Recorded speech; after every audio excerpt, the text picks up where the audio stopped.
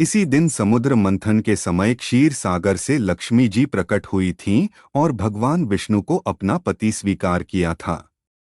कथा इस प्रकार है। एक बार भगवान शंकर के अंशभूत महर्षि दुर्वासा पृथ्वी पर विचर रहे थे।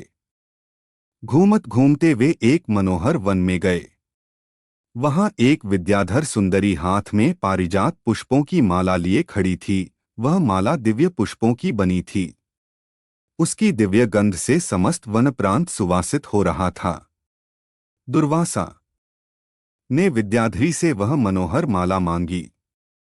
विद्याधरी ने उन्हें आदरपूर्वक प्रणाम करके वह माला दे दी। माला लेकर उन्मत्त वेशधारी मुनि ने अपने मस्तक पर डाल ली और पुनः पृथ्वी पर भ्रमण करने लगे। इसी समय मुनि को डोट देवराज इंद्र दिखाई दिए, जो मतवाले ऐरावत पर चढ़कर आ रहे थे। उनके साथ बहुत से देवता भी थे। मुनि ने अपने मस्तक पर पड़ी माला उतार कर हाथ में ले ली। उसके ऊपर भौरे गुंजार कर रहे थे। जब देवराज समीप आए तो दुर्वासा ने पागलों की तरह वह माला उनके ऊपर फेंक दी। देवराज ने उसे ऐरावत के मस्तक पर डाल दिया। ऐरावत ने उसकी तीव्र गंध से आकर्षित हो सूंड से माला उतार ली और सूंघकर पृथ्वी पर फेंक दी। यह देख दुर्वासा क्रोध से जल उठे और देवराज इंद्र से इस प्रकार बोले, अरे ओ इंद्र, ऐश्वर्य के घमंड से तेरा हृदय दूषित हो गया है।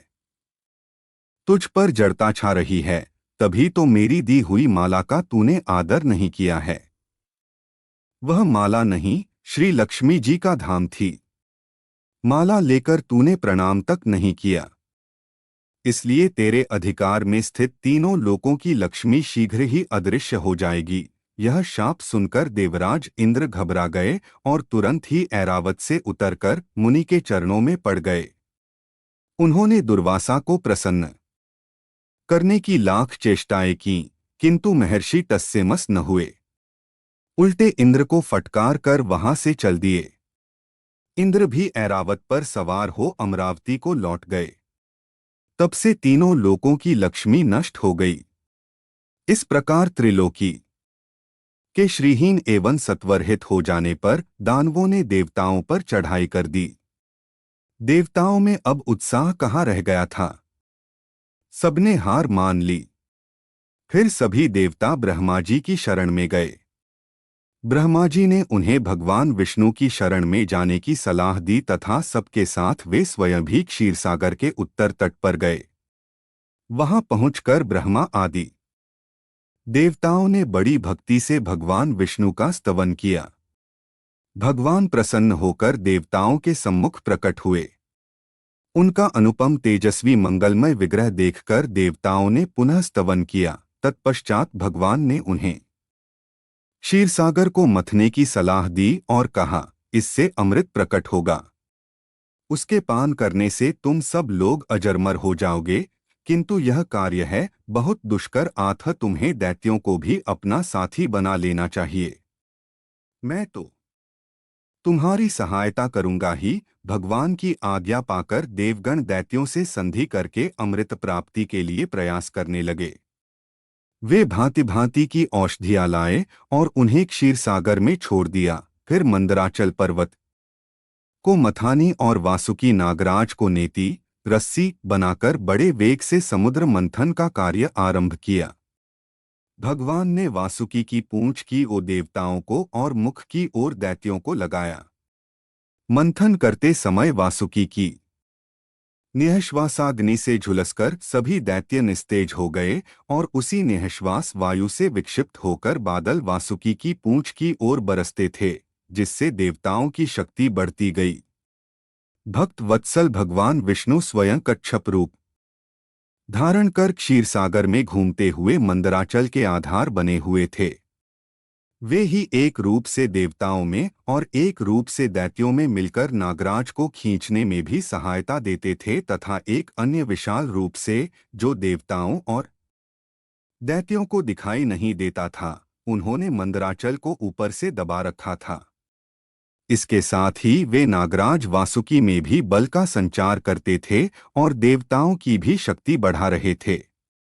इस प्रकार मंथन करने पर क्षीरसागर से क्रमशः कामधेनु, वारुणी देवी, कल्पवृक्ष और अप्सराएं प्रकट हुईं। इसके बाद चंद्रमा निकले, जिन्हें महादेव जी ने मस्तक पर धारण किया। फिर विष प्रकट हुआ, जिसे नागों ने चाट लिया। तदनंतर अमृत का कलश हाथ में लिए धन्वंतरी का प्रादुर्भाव हुआ। इससे देवताओं और दानवों को भी बड़ी प्रसन्नता हुई। सबके अंत में क्षीर समुद्र से भगवती लक्ष्मी देवी प्रकट हुईं। वे खिले हुए कमल के आसन पर विराजमान थीं। उनके अंगों की दिव्य कांति सब ओर प्रकाशित हो रही थी। उनके हाथ में कमल शोभा पा रहा था। उनका दर्शन कर देवता और महर्षिगण प्रसन्न हो गए। उन्होंने वैदिक श्री सूक्त का पाठ करके लक्ष्मी देवी का स्तवन करके दिव्य वस्त्राभूषण अर्पित किए। वे उन दिव्य वस्त्राभूषणों से विभूषित होकर सबके देखते देखते अपने सनातन स्वामी श्री विष्णु भगवान के वक्षस्थल में चली गई। भगवान को लक्ष्मी जी के साथ देखकर देवता प्रसन्न हो गए। दैत्यों को बड़ी निराशा हुई।